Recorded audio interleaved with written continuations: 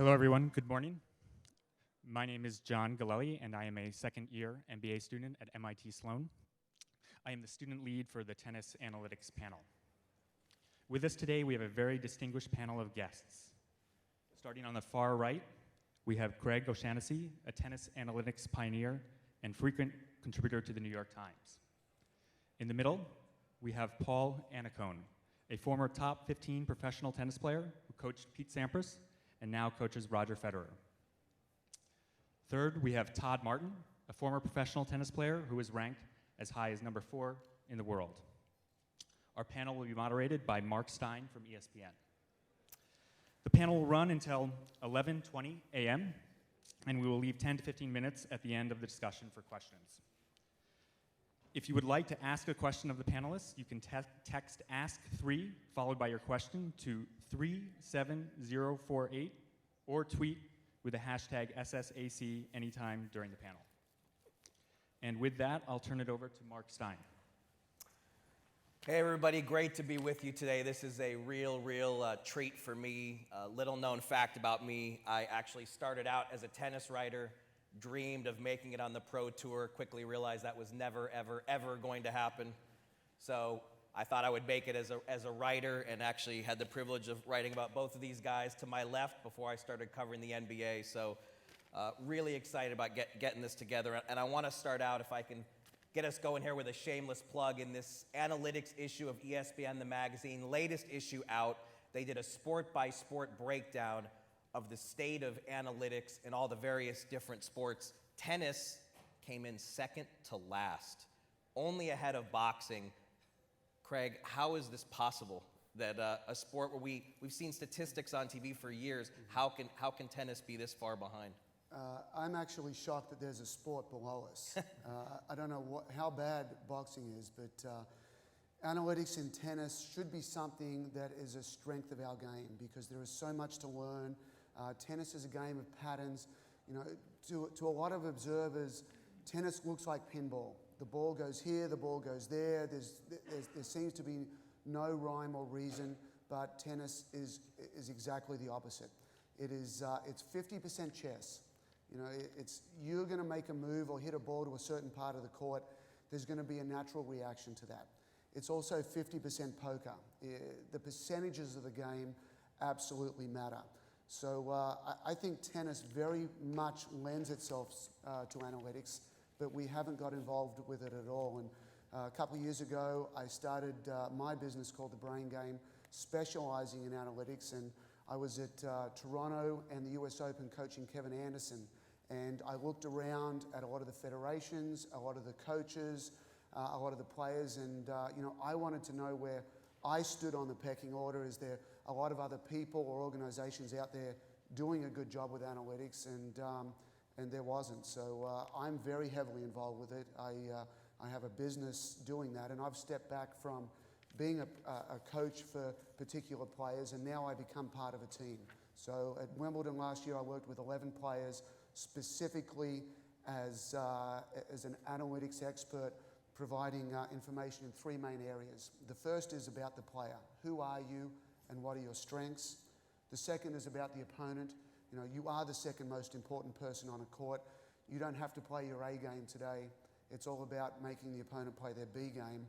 And the last part is, what are the elite players in the world doing? And your game needs to gravitate towards that. So I think tennis is absolutely, at the bottom of the ladder. But I think we can learn a lot and become a lot better at it. So, you guys concur with that assessment that we're still somewhat in the dark ages as far as analytics and tennis? We definitely are in the dark ages. It's when we watch TV, it's the same stats that we had 30 years ago. But also, we have to understand that in an individual sport that is not booming economically, you can't imagine that Roger Federer, Novak Djokovic, Rafa Nadal, and their strongest competitors are all going to make the investment of hiring an analytical individual, because those guys, you cannot imagine Djokovic, Federer, and Nadal sharing somebody's services like Craig. It's, you know, they've got their own strength and conditioning coach, they've got their own coach, they might even have another coach that's helping oversee stuff, they've got a physio. There's no shared service, and that's what is necessary when you don't have a team sport that have, you know, $500,000 or $1 million worth of budget to dedicate towards analytics. How far away do you think we are, Paul, from the days that some of the top players would actually be traveling with someone who does analytics like Craig? Yeah, I think it's a good question. I think Craig made some really good points, as did Todd. You know, from what I've seen in my maybe too many years on the tour, there's definitely been evolutions and trends of what's happened. I think the biggest, you know, concern is that, and as I watched yesterday and listened to a lot of the panels, there's a lot of question about not the statistical facts of things, but it's the dissemination of the information. And in individual sports where there's a lot of moving parts, it makes it a little bit more challenging. You know, there's surface conditions on the day, there's the ball speed, there's the elements, outside elements, there are emotional things that come into play. And as a coach, you have to weigh all those things before you take purely statistical data and kind of lay yourself on the line, you know, particularly for me, to say something, you know, to Roger, this is what's going to happen most of the time, and here's what the data says. It can be challenging. I think it's getting better, but I think that there are varying things and there are varying circumstances that change. You know, I was fortunate enough to coach Pete Sampras for a number of years, and I remember he played a match against a gentleman by the name of Thomas Enquist from Sweden, and he had 8 break points in this match, and 8 times he served hard to Pete's backhand, which of course I documented. So being the studious coach that I was, I wrote all that stuff down, and I told Pete that before he played him the next match. And guess where every big point serve went? The exact opposite side. So after apologizing to Pete after the match and hopefully keeping my job, he was great. He said, look, he summed it all up. He said, look, these guys have tendencies, we all do, but we're, you know, the best players in the world, we can probably change things. So you have to be very careful about the analytical references that you make and make sure that you plug in the statistical data dependent on what the surroundings are.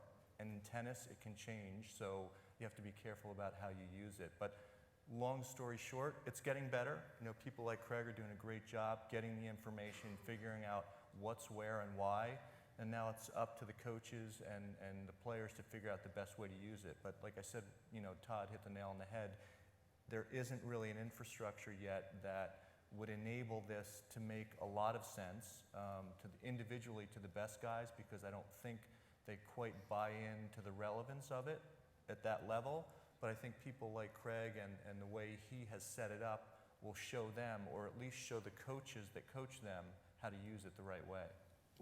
Todd, would you have been receptive to it when you were playing? Had your coach said, I want you to add this data factored into your game plan? How receptive would you have been to that kind of prep? And this is where what Paul just said is really critical. I was raised in tennis as analytically as possible. Now, I'd go out and play with my coach once a week for an hour, and we'd probably hit a half an hour and stop and talk a half an hour. And you know, it was not repetition-based training; it was mind training. And so, if my coach as a professional, when I was a professional, would have come to me and said, you know, this is all the data, it would have frozen my brain up. But if he would have filtered all of what is able to be analyzed during the course of a match or a season or an entire career, and be able to filter that down into 2 or 3 points that could really make a difference for me against any one opponent, I would have paid him better. I would have won a lot more, and you know, I would have been the guy that was confident that could have processed it. But the delivery of that information is incredibly difficult, and I learned that when I started coaching after my career, because I'd go out with the guy. I said, I've got all this information. I got 14 years worth of playing. It's fresh in my mind. I know the guys you're playing against, and it was not just about me sharing that information with somebody else. It was how I shared it, how much of it I shared, when I shared it, whether his girlfriend was being nice to him that day or not. It could have been anything, and you got to be really mindful of how any information is delivered. Yeah, I think Todd hits a good point. In individual sports, one of the key things that is different from what I've seen in the league sports, and in particular at the professional level, is in the professional level, most of the teams are conforming to the coach's philosophy. And for many years, Bobby Knight had his philosophy at Indiana. Doc Rivers has his philosophy here at the Celtics. Everyone's got their coaching philosophy. In individual sports, it's very different. If you're to consider a good individual coach, well, what's the best definition of that? For me, after my years, I think the best definition of a good individual coach is someone that can say the information that they have the way that player needs to hear it, which is a little bit different than a coaching of a team philosophy. And like Todd said, he was very good at taking a lot of information. There's a lot of guys that prefer to hear less. There's some guys that prefer to hear more, and as a coach, you have to figure that out. For instance, I told Todd this story a few minutes ago, when I coached Pete Sampras. It was very intriguing. Initially, when I started working with him, I was gathering a lot of statistics and data and how things worked when he played baseline players, because Pete used to like to come to the net. And I started talking, and after about 90 seconds, he cut me off, and he said, "Paul, listen, if I keep the ball out of this area," and he made a little square on a court on a piece of paper that I had drawn, he said, 9 out of 10 times I'm going to win the point. I said, okay. And luckily for him, he's that good, where in actuality, it was true. And he had it that simplified in his mind. So I knew for Pete, it was how can I get the right thing across very succinctly so that he buys in and believes it, but it doesn't cloud his mind. And to follow up a little bit about that, with the character traits of players, I believe in a kind of a sliding scale of a mechanic type player and a magician. The magicians are the really artistic guys and girls, and those ones tend to be a little bit more visual in terms of hearing one or two things and grasping concepts. And the mechanics are the guys that really can take a lot of information and churn through it so that they can get the most out of whatever it is that you're trying to say. So as a coach, it's taking all the statistical reference, weighing it in with the environmental stuff, and then look at the person you're trying to deal with and figuring out how to plug that in so they can hear it. So other than being only at the bottom of the food chain, so to speak, as Mark said, there's a lot of different ways to use it so that it can get higher. The information's there, it's getting better. Now as someone within the industry, we have to figure out the best way to get it across, which is a challenge in and of itself. Craig, maybe you can tell us more about your process. You're one of the few, maybe the only guy who is actually NBA style, tagging matches, going through video, assembling all this data, and you have players from the 30s to the 200s asking you to put game plans together for them. Walk us through how you prepare a guy for a match, a challenger match or a tour match. How do you do it? I love Todd's comment on filtering the information and Paul talking about simplifying. Back in 2010, we have a challenger in Dallas where I live, and I wasn't coaching anyone at the tournament, but I saw in the first round, Kevin Anderson had to play Bobby Reynolds, and both are good friends of mine, so I'm like, okay, I'll go and watch this. Bobby was coming off wrist surgery, hadn't played in 6 months. Kevin is the third tallest player on tour, and it's an indoor match, so Kevin is a heavy favorite. Somehow, Kevin found a way to lose that match 7-6 in the third. So, I know that he wants to leave town. I talked to him after the match. I said, let's have breakfast tomorrow morning. So we meet for breakfast, and I ask him about the match. How did you play? It's like, well, I played okay. I did the things that I like to do. I was a bit unlucky. Very general, nothing specific. And the first thing I said to him is that I say to all players is that you don't have to be good at everything. but you've got to be good at something. So I said to Kevin, it breaks down into 3 areas for you, which is the simplicity. You've got to be good at serving, returning, and getting to the net. Nothing else matters. So I'm like, who's coaching you? He goes, well, my dad travels with me. It's like, well, that's okay. You know, what do you guys train on? He goes, well, we've got one main drill that we do. Okay, what is it? So like, well, my dad gets a bucket of balls, and I go back to the baseline, and he runs me side to side. And I hit a forehand, I hit a backhand, I hit a forehand, I hit another backhand.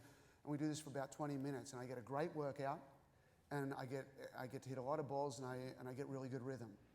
And I said to Kevin, you will never, ever do that drill again. I never want you to have rhythm in a match. That's the opposite thing that you need. So I'm going to rate you in those 3 areas from your match against Bobby. You know, A being excellent and F being failing. So from a serving perspective, I give you an F. And he's like, come on, you know, there's no way you can give me an F. I made 65% of my serves, I serve real well. I'm like, you had no patterns. You were not serving out wide in the juice court several times to make Bobby believe that and condition his mind to open up a tee. There was no pattern, there was no rhyme or reason. You were serving much more where you wanted to serve rather where Bobby wasn't expecting it. I give you an F. Returning, I give you another F. He's like, how can you give me an F in returning? It's impossible. Like, you never stepped in and attacked a second serve. You know, the second serve return is the beating heart of winning tennis matches. You've got to break serve, and it's difficult to do it against a first serve. It's critical to do it against a second serve.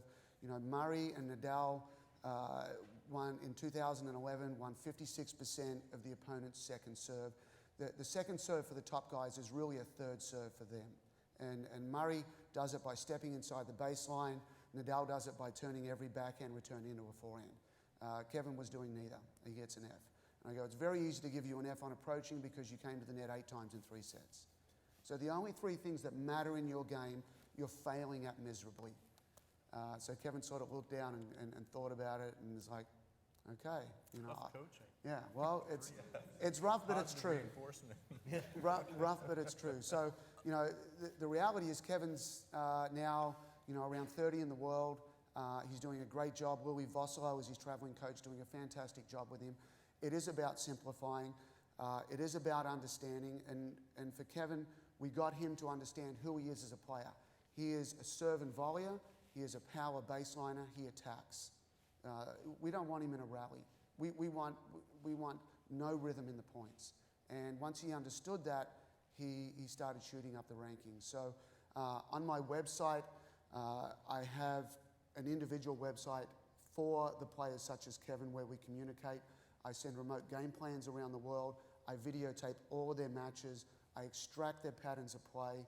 I put highlight videos in there. I create highlight videos for their iPads. I mean, the iPad is the greatest thing in tennis for coaching and playing to visually show what works and what doesn't. So I think we're headed in the right direction, and it's a sport that can really use it. Paul, I'm sure going to some of these other panels you've heard in the team sports. In the NBA, this happens for sure. I know in the soccer panel, which will be later today, this will come up as well. Teams are doing a lot of their own analytics and just not making the information public. Are the top players in any way doing that, or is it just not possible in tennis? Well, as Todd said, they've been covering a lot of the generic statistical stuff for many years, and one of the things that Craig has done and continues to do so well is kind of set up a process where he can gather the information, and because he's not doing specific individual players right now, he then deals with the coach, and the coach gets it out to the player the way he needs. And I think that, I can tell you, I, for one, look at the stuff. I look at the statistical references and the analysis of what's going on. And also, in the last 25 years, I've seen a lot of tennis matches and know most of the players pretty well, so I know tendencies. So I combine what I see and what I see visually on the court and what I see on statistical analysis pages from the feedback that I get from some of the tournaments, and because all this simplistic data is there. It's about the application of putting it together in structures and formats that make sense and that apply to situations on the court. So I look at all that again, and like I said earlier, a lot of it's how you say it to the person. So I take that stuff and I know patterns and I know things that the statistics point to, and I use that in pre-match and post-match discussions with Roger, and I did in the past with Tim Henman and with Pete. But I don't know, any of the players on tour right now that have a person that specifically does that. For me, I think it's the coach's job to get as much relevant information as they can, and then it's up to them to figure out in which style to get it across to the players. I don't think there's a right or wrong. It's not a cookie cutter thing. It's about figuring out what works for your player and your team. So I don't think there are specific one-on-one situations, Mark, that do that. But perhaps it'll get there, but I don't even know that it's necessary. If you have people like Craig that have the know-how to do all that stuff, the coaches can actually plug in and use it the right way. But again, to each his own. Some players don't want to know too much. Other players, in my opinion, want to know too much. And so it's about balancing that. Can you maybe paint a picture for us? How does a top 10 player scout his next opponent? How does he put a game plan together? What if you could generalize, how does that process work? Well, I can generalize for the guys that Paul's coached. They know who they're going to play and they know they're going to win. So I mean, always nice. For those of us mere mortals, one, just like Paul, he's been in the professional game for probably more than 25 years. Sorry. But you've got all this data. When I was playing, I knew everybody in the top 200 in the world. I could have been 4 in the world. I could have been 150 in the world. I knew everybody in the top 200. If I had to scout somebody below 200, I was in trouble. But I knew what the tendencies were. I'd practiced with most of them, so I was comfortable. Plus, I knew probably all too well my limitations and the parameters in which I had to play the game. And then it was about me. The one thing I didn't do as well as I should have was, and my dad told me when I was pretty young. He said, eventually you're not going to be able to remember everything. You're going to have to write something down. Now I have to write everything down, and had I done that a little bit more when I was playing, it would have been helpful because I could have referenced. But really, a top 10 player is so engaged in what they're doing, processes all the information that happens, and it might be consciously, it might be subconsciously. The game is so reactive that you sort of just have a sense that if you hit the ball there against Andre, it seems like I remember or just feel like the next ball is going to go over here, and if you do that, you're ready. But from a scouting standpoint, you have a coach that goes out and takes a look. As a player, I was very visual, so I went out and watched every match I could, whether I was playing the guy or in the next round or not. And then you talk to X, Y, or Z buddy that has played that guy recently. You might even catch the guy that he beat the round before. But you take enough information. And guys openly share that info. Yeah, player to player. It has a lot to do, and it's not unlike business. If you have good relationships within the player body, then guys are more likely to share that information with you. So if you're Greg Ruzetsky, you probably didn't get many good game plans from others. So sorry. Craig, something tells me though that the players who come to you for scouting reports, you're not going to give them high grades for their own scouting ability.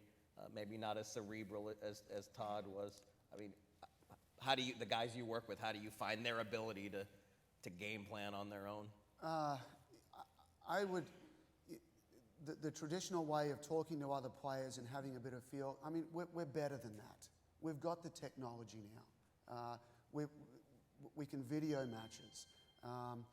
An example of that is, at most tournaments, I'm pretty much the only guy that brings my own camera to the match, and film that. So a couple of years ago, I was going through, I was coaching Amir Delic, Brendan Evans, and Marcel Ilhan. And we went through a period where they won a lot of matches, but they lost 11. So we went back, we reviewed those matches either the night that the match was played or the morning after. So we had good clarity. I then go to my website and I write that down. We want to know what happened in that match, but most importantly, we want to know what we need to change for the next round. So out of those 11 matches they lost, within the next year, we played all of those guys again, and we won 10 of those 11. And that came down to clearly understanding the patterns of play of the opponent. And we have the technology now. They're doing it in other sports. Tennis is good enough, and players are good enough to look at something and say, this player is going to make forehand errors, not when you go to his forehand and keep him camped out in the juice court, but when you run it to his forehand, when he's hit a backhand previously in the ag court. So it's getting better. I find players are open and receptive to that. They want to win. Here is the information. I mean, why would you not want that? And again, it comes back to delivering it the right way. Some players would like a little bit more, some would like a little bit less, but the main way of delivery, the number one way of delivery, is always in a visual nature. It's always using video. So through the internet now, through the use of iPads, we have the technology to do that. Are you guys as disgusted as him when you watch a match on TV and where we are stat-wise, that we're still just getting first serve, second serve, and unforced errors, which can be a subjective judgment anyway, and that as fans, shouldn't we be getting more by this point? Well, I mean, one of the things that I'm seeing, that's a little bit more encouraging is you see the ESPNs, and you can see sometimes they go into the shot rallies and they see where the ball's going and why, and they show return of serve stance positions, and they show different themes that are more evolved, but I'm not sure how practical they are, or they explain to you why. And I'll give you an example, Mark. One of the challenges you have in coaching is, Craig can attest to this, and Todd can as a player. We were talking about this in the room a few minutes ago. Is that the players have to understand the statistics and understand what works and why, first of all.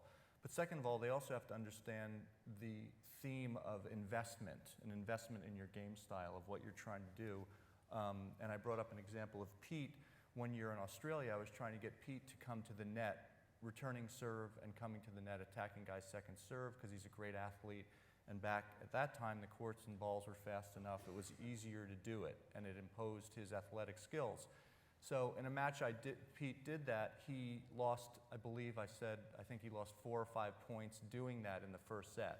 So after the match, I said, you did a great job in the first set. You chipped and came in 4 times. And he said, yeah, but I lost all 4 points.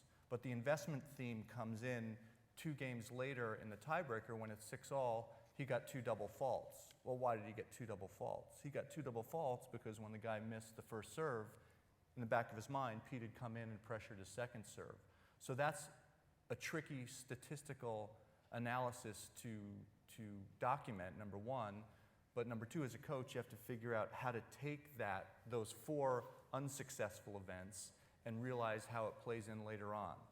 And so when you have the statistical analysis and you have the themes behind that, you have to understand how to apply them, but more importantly, you have to understand how to tell the player in a way that actually promotes something, that gets them to buy in confidence-wise and to understand how it works in the big picture.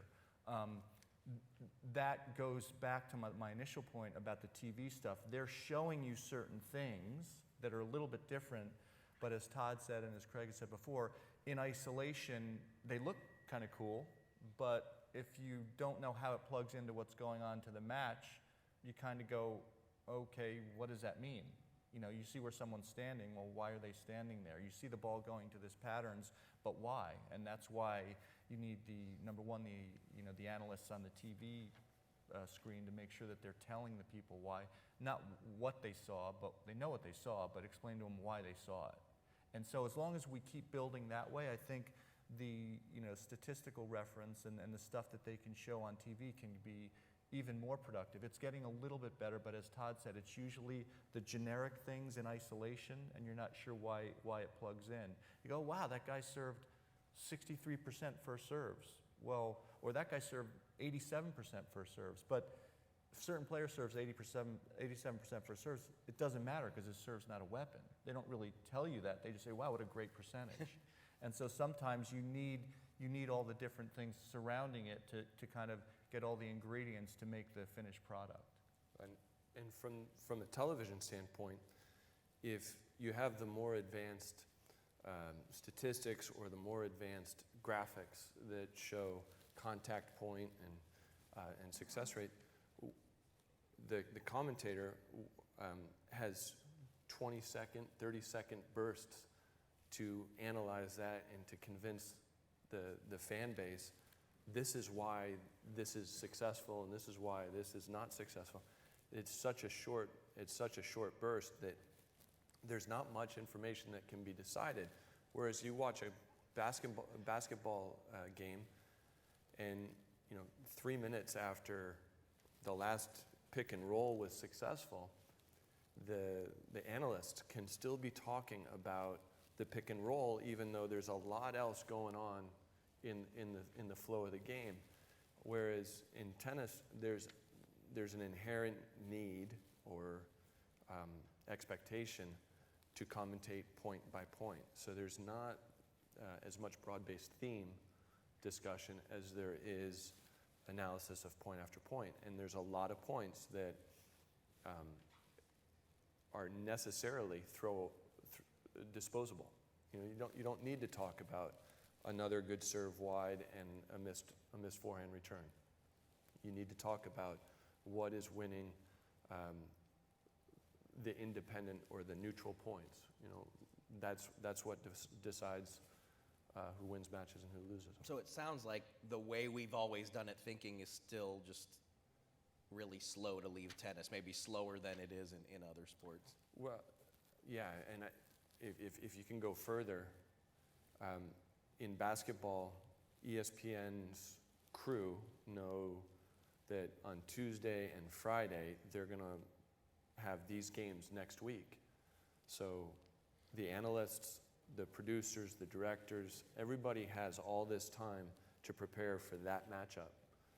Whereas in tennis, the player doesn't know until a day before who they're going to play.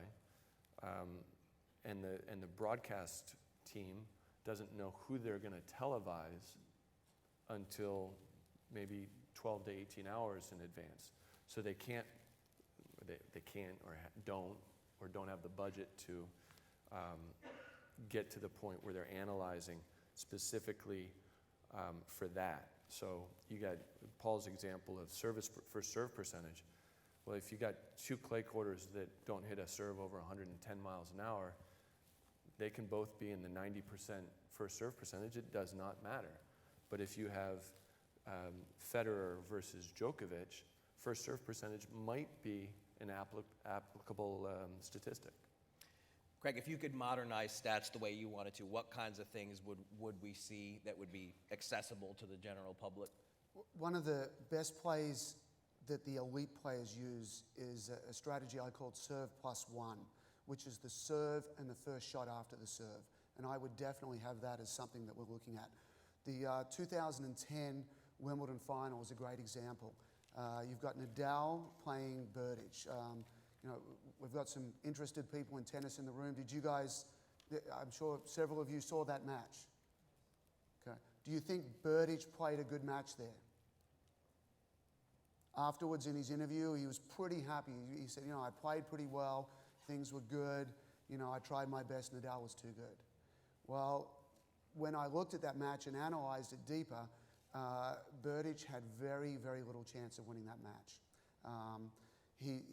Berdych is much more of a player that goes out and runs his patterns of play, and it's all about him, whereas Nadal is an absolute master of figuring out the opponent and putting the opponent first. Nadal is probably the best in the world at running the serve plus one. So in that match, Nadal hit a serve and then a forehand 89% of the time. So he's starting with his biggest weapon of a forehand, of a serve, and backing it up with his biggest weapon as a forehand. And in the French Open final, a little bit later against Soderling, he hit a serve and then a forehand 83% of the time. It's a real stat that matters. You want to be combining those two things. Also in that final against Berdych, Nadal's got one of the best out-wide serves in the ad court. In the semi-final, I analysed Berdych beat Djokovic. In the ad court, Berdych's left foot is standing on the singles line as a return position. So he's playing a right-hander. He's not going to get pulled out really wide. It's probably the right spot to be. But in the final, he's playing Nadal, who's got a great wide serve, and he should adjust to that. That left foot should be almost in the alley. In fact, when Nadal was returning Berdych's serve in the deuce court, Nadal starts with 2 feet in the alley to respect that wide serve and take that away. But Berdych did not adjust at all. He stood in exactly the same spot to return Nadal's serve as he did against Djokovic. So the result of that, Nadal served out wide on first serves 14 times in that Wimbledon final and won 13 of those. He won 3 out of 3 on second serves. So the ad court where those bigger points come along, Nadal is winning 16 of 17 points, which makes it impossible for Berdych to break serve. So between the combination of a serve plus 1 forehand, where he's hitting 89% of the time, Nadal hit 6 times. He hit a serve and then a backhand. He only won 1 of those. Only 1 of those. But Berdych loves to return cross court, which to the righty is to their backhand, but for Nadal it's to his forehand. So I always look at serve plus 1. I'm always looking at return position. I studied Roger at the Australian Open in 2010. From the round of 16, he beat Davydenko. Round of 16, he beat Hewitt. Quarters, he beat Davydenko. Semis, he beat Tsonga. Finals, he beat Murray. And, it's a month later, I'm in the shower and, thinking away, and it's like, I wonder if Roger Federer has patterns to his serve. And I thought that for a second. I'm like, well, of course he does. He's Roger Federer. I just don't know them yet. So I went back and I pulled that out. And, out wide in the deuce court, I call position 1. Body forehand is 2. Body backhand is 3. Tee is 4. So I'll throw it out to you guys. Roger Federer's first serve. Where is he? And 50% of his first serves go here when he's on song and playing well. And after that final he beat Murray, he commented that this could be as good as I've ever played. So as Federer's first serve is his favourite spot out wide to the forehand, body forehand, body backhand or down the tee. What do you guys think? Let's do a show of hands. Position 1, who do you guys think position 1? I can't see it all, but I see 6 or 7 hands. Position 2, okay? Position 3, the backhand, I see a lot more. Position 4, the tee. I see a lot there. Okay, it's position 1.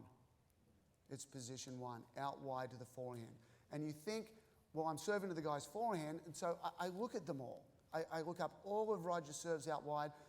Andy Murray served in the semi-final. Murray served 26 times out wide to Marin Cilic and won 23 of those points. You're pulling the player off the court. You're making them hit their weakness.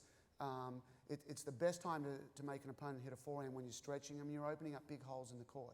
So in the ad court for Roger, it's exactly the same.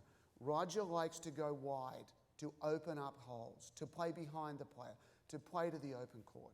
And, I didn't know this until I looked at it and I researched it and I analyzed it and then I wrote about it in the New York Times. And I think as a tennis industry, we need to be telling our juniors these serve patterns and return patterns. We need to be telling our coaches. We need to be documenting this. I think as an industry, we overdo how to hit a ball and we massively underdo where to hit the ball. And it's time for us to get this information out there and make it mainstream in our sport. So when you're with Kevin Anderson or Amir Delic or Rajiv Ram, you've obviously got all this data, how do you simplify your message to them before a match? Well, I first worked with Rajiv in Atlanta last year, where he came through qualies. I actually did qualies remotely from Dallas, and then the first round, I fly there for the first round. He's got Grigor Dimitrov, who was 59 in the world, the number one 20-year-old in the world. I analyze him, and we know where his strengths and weaknesses are. But with Rajiv, Rajiv is a throwback. He's a lot like Pete than probably anyone is. And I've got to get Rajiv to really buy into serving and volleying and getting to the net. So Rajiv wins that match. I video it. I bring it into my Dartfish software. Rajiv Ram serves and volleys 38 times in that match. How many times does he win a serve and volley point? Give me a number. 27? Higher. 30, a little bit higher. He wins 34 out of 38. He had no idea. He had no idea he was that good. And it's very empowering for him to know that. Next round, he's got Leighton Hewitt, former number one in the world. Serves and volleys again, attacks then, he wins that match. In the quarters, he's got Ryan Harrison. He does well there, has a match point and loses, but for the first time in 2 years, Rajiv is back in the quarterfinals of a big event. So after those 3 matches, I sit down with Rajiv, and we look for green flags and red flags. And one of the things I noticed in its entirety in those 3 matches, the opponents have 19 backhand winners. Rajiv has 1 flag. So I click the number 1 in my Dartfish software, and we look at it. It was Hewitt had hit a return. It had hit the tape. It had popped up in the service box. Hewitt had just stopped. Rajiv rolled in and hit a backhand winner. So really, he's got no backhand winners. Like, a little strange. So, there's a saying on tour that, your forehand will buy you your $1 million house, but your backhand down the line will put the Ferrari in the driveway. So I look at in its entirety, all the opponent's forehand errors, because Rajiv's number 1 role with his backhand is to force a forehand error. So I look at, I think it was 46, 48 forehand errors. Not one of those forehand errors were caused by Rajiv's backhand. So we found a massive hole in his game that he had no idea. So we are now, I'm flying to Indian Wells tomorrow to work with Rajiv in qualifying for that event. We went out on the court the next day. We're taking his backhand. Rajiv's backhand, the worst thing he can do with it is go back cross-court through the ad court, because guys, especially Ryan Harrison, who does a great job of this, he's going to run around. He's taking his forehand into Rajiv's backhand. He puts Rajiv into the backhand cage. He can't get out of it. So Rajiv has to take his backhand middle to line to bring the ball back to his forehand. And a couple of weeks after Atlanta, he's got to play Wayne Odesnik, who's a lefty, who always beats him, because Rajiv has no idea how to get out of the backhand cage. And, the first thing I said, you don't hit one backhand back through the ad court. You take it middle to backhand, and he won that match, and that was the only piece of coaching advice he needed to win that match. So it's very powerful. We've got to watch matches. We've got to know what's going on, and the little things can make a big difference. American tennis right now is having one of its worst periods ever. How much would a more analytical approach help, you think? How much analytics is the USTA doing? I know you guys don't necessarily work for the USTA, but if from the outside, what would you guys surmise there? Well, Paul once worked for the USTA, and I'm on the board of directors of the USTA. So, but not speaking from that position, the USTA does have somebody in player development devoted to this, but one body. And I think that the trend, as Craig very accurately says, the technology is there. You got to use it. And for the U.S., regardless of whether it's USTA or not, for the U.S. to submit themselves as a leader in the sport, this is going to be a big part of it. But at the core of it, and this gets back to sort of teaching dorkiness or nerdiness. If the game's not taught well at the beginning levels, it just doesn't matter. You can analyze, right? Rajiv Ram can't hit a backhand down the line or isn't effective with his backhand because through the years that skill was not developed. Rajiv Ram is a Pete Sampras clone, and Rajiv is a great tennis player. Would have been a really, really good tennis player 15 or 20 years ago. But his game is modeled after a guy who served big, served and volleyed all the time, chipped and charged, and against guys like Novak Djokovic, Roger Federer, Rafa Nadal, Andy Murray, and then guys that you guys don't know of. They laugh at that because they can pass. Yeah, if Rajiv understands all the data, he can compete effectively. But for us to put ourselves in the forefront of the world game again, the instincts need to be trained. The game is an instinctive game. So what Craig says about serve plus one, it's incredibly important what stroke the opponent hits the first ball with. It's incredibly important. It's probably the simplest, most important thing about the game after how well do you serve. But when you go there, or once you get past that point, it's instinctive, and the children who are learning the game need to be taught proper patterns and instincts so that they have variety, but they also have that plan A and that confidence that they're playing within the percentages of the game that have always existed. So I'm sure this is a very easy question to answer. How will we get to the point where kids are learning more about where to go with the ball instead of how to hit it? That can't be something that's going to change by next year. I think that, to your other question, and I'll incorporate this too, I think things are a bit cyclical. I think we have an incredibly high bar because of what we've done historically here, and I think that that's great, but I think the world changes and sports change and things evolve, and tennis is competing with a lot of other sports, and I think that the more better athletes play, the more better tennis players will get. And I think that it's very difficult because I think those numbers are down. I think things will change and they'll evolve, and we'll get our slew again as we have in the past. And I think there's a lot of good people trying to do the right thing. That's one thing.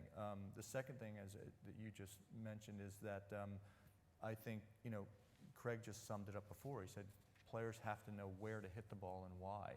And I think that you start that and you form habits when they're younger. Like Todd just said, they have to understand what's happening. And a great example of that is today's game. How many great players come to the net? Zero. Why is that? Well, the main reason that is I think for the 7 or 8 years leading to today, all anyone ever saw on TV has been players playing from the back of the court. So I think that has been a model for people that have taught their kids. So for the last 7 or 8 years, you have 9, 10, 11-year-olds that are learning to play a certain style because that's what they see on TV. So I think understanding what is working and why is really important. What's most important is trying to be ahead of the learning curve and saying, what's it going to be 7 years from now, 10 years from now? And that's why it's really important to have an open mind and to understand the simplicity of trying to hit the ball to certain spots to achieve certain goals. And that starts at a really early age. But that's incumbent on the coaching industry, right? I mean, you can't expect kids to figure that out Absolutely. on their own. No, you're absolutely right. And unfortunately, I don't have a crystal ball, and I don't think Craig or Todd do either. I have certain things and certain themes that work, but you give me a certain type of athlete, I would try to make them become a certain kind of player. And if they're a good enough athlete, or even if they're not, if they understand what their skill sets are, they should be able to find a program and a process that gives them the best chance to be as good as they can possibly be. Where we get mixed up is, at the beginning, we have the wrong athletes doing the wrong things based on who they are and how they play. That's the first thing. The second thing is, not only are they doing the wrong things, they probably don't do what Craig is talking about, which is hitting the ball to the right spots for certain reasons. So then you get 16 through 20-year-olds trying to figure out how to play after they've had 8 developmental years of bad habits. And that's not a great recipe for success. So it's a process, and it's not a one that's a surefire one, but hopefully with the right people pushing the right buttons, you can get more of them doing the right things. I think following on with that, it's research. You know, there's a lot of things in tennis. It's a sport that we have an opinion about and we'll guess about, but we don't have the exact numbers. So we'll give an example on approaching. You know, we do talk in today's game that it is tougher to get to the net. You know, the Luxon strings have more bite. It's easier to pass cross court. And I'm like, well, you know, what are the real numbers? So, you know, I went through a bunch of Grand Slams where they have the approach numbers. The average approach per set on the ATP Tour is 8. That's the number that the guys are coming in. So when I look at coaching players, Marcel Ilhan, the #1 player from Turkey, he's around 100 in the world, we're trying to develop that with him. And every time he does well, he's at 8 or above, and every time he loses matches, he's down at 2 or 3 or 4. So it's a very easy sell to show Marcel, this is something that you've got to aspire to. You've got to be higher up on that food chain. And what is the winning percentage of it? Well, the #1 tactic that you're going to get the winning percentage of in tennis is getting your first serve in. You're going to be typically between 70 and 75%. The #2 tactic that delivers the second highest winning percentage is actually approaching. You're going to win between 65 and 70%. And to put all that in a perspective, you know, a couple of years ago, Nadal finished #1 in the world by a country mile. He won 55% of his entire points for that year. During that year, he won the French Open. He played 7 matches, he won 7 matches. He played 21 sets, he won 21 sets. He only won 56% of the points for that tournament. So you're trying to tip a balance of 50-50 slightly in your favor. And, you know, winning a set of tennis is winning 55%. So when I start talking about, you know, in general, you're going to win 65% of your approach points, you know, that's massive. That's like winning a set 6-1 or 6-love. So back at the academy that I have at Lifetime Fitness in Dallas, I've got 8, 10, 12, 14-year-old kids, and what do we work on? We work on approaching. And we don't work on approaching with slice. We don't work on approaching to the forehand. The modern day way of coming to the net, of which Roger is simply the best at, you come to the net in today's game with a big forehand to your opponent's backhand, and even better if you can play behind them. You want to, you know, today you come to the net by rushing. You take somebody's time away, and we do drills about that all the time. So, you know, we are certainly working on strokes, but I'm certainly working with today's younger players on strategy, and I'm backing that strategy up with video of Roger, with statistics of Roger, and it's so much easier. They're not buying into Craig, they're buying into Roger, and they'll do that all day long. If you guys could rewind a little bit, when do you think you got it as far as knowing where to hit the ball?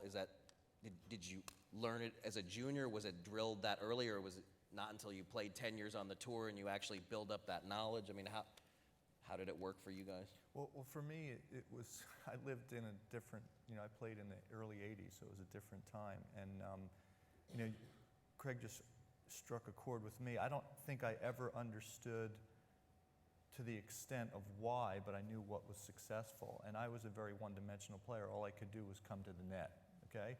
So I remember my theme being very simple, and it actually was analytical, but I didn't realize it. I figured if I came to the net every point, I basically had to win more than 50% of the time. And I just thought, I'm a very good athlete, and I'm way better up there, so I got to figure out how to get to the net every point. And it was almost that simple. But in terms of hitting the ball to certain spots and why, I knew where to do that would give me the best chance to cover the net. But I think you do that by repetition and instinct, and like Craig said, starting at an early age. So you have to get those patterns set up early, but I don't know if you ever know exactly why, but you know what works. It's a feel game. You train a child to play the game instinctively. So I'm sure I started learning those lessons when I was 10 years old, when I started working with the coach who taught me how to play the game. But to this day, I learn more about why to do something. It's really good for me. I'm 41 years old and I still play a lot.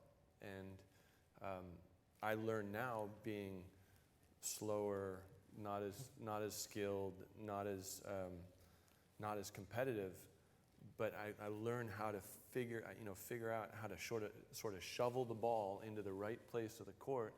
And I realized, well, wait a second, if I do that, it doesn't matter if I hit the ball as well as Roger Federer or if I hit the ball like Sally that's on the 4-0 ladies team. If I hit it into the right spot and position myself in the right place, I can protect myself all day long. And in so much about tennis is you're not going to get the invitation. It's like boxing. You're not going to get the invitation to hit somebody on the chin. So you gotta jab long enough to not necessarily to hurt him, but to keep him in a position not to hurt you. And with tennis, if any player can position the ball on the court and position themselves in a manner that can protect them from being compromised or hurt, the longer that happens, the more opportunities that will present themselves where the other guy's chin is hittable. Are you still second? Do you still go back and think of matches that you wish you could do over again? Never. No, I mean, there. In many ways, I'm thrilled that the video was not as prevalent back in the day. Shorts, hair, missed forehands from about 8 feet in front of the net in the semifinals of Wimbledon at 5-1 in the fifth.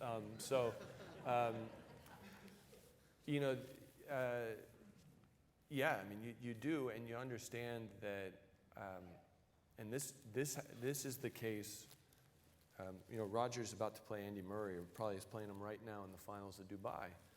If whoever loses that match tomorrow is going to wake up with some thoughts of, you know what, and it's not regret. It's a learning moment. And had I done this instead of that, and it's not had I made this shot instead of missing that shot, it's had I hit this shot to this part of the court, or if I had tried to hit the ball from this part of the court, positioning himself further up or further back, those revelations will come, maybe during the match, and if not, in review of the match with coach. Well, we're getting close to the end here, but Craig, if we're sitting here a year from now, will tennis move up those ESPN the magazine rankings any, or how optimistic are you? If I've got anything to do with it, yes, it will. We've got the software. I've been beating on the door of the USTA for a number of years. I've been to Carson. I've been to Key Biscayne. I've met with a lot of the people there. I think it takes time. I don't know why, but it does take a little bit of time to get comfortable with it. And Todd brings up a great point that tennis is a field game, but there's another layer of statistics and there's another layer of chess and poker that we can put down and still make players feel comfortable with the technology that's being used. So, as part of my website, I've got these years of research, and I like to think of it as I've got this big water buffalo of information, and I travel around the country with a DVD presentation showing it to players and coaches and helping them with that. But now I'm doing sort of a drip feed method. Every week on my website in the Brain Game Academy, I present a new lesson. 1 week is serve +1. Let's look at Nadal. Let's look at him doing it. Let's look at the numbers. Let's look at the facts.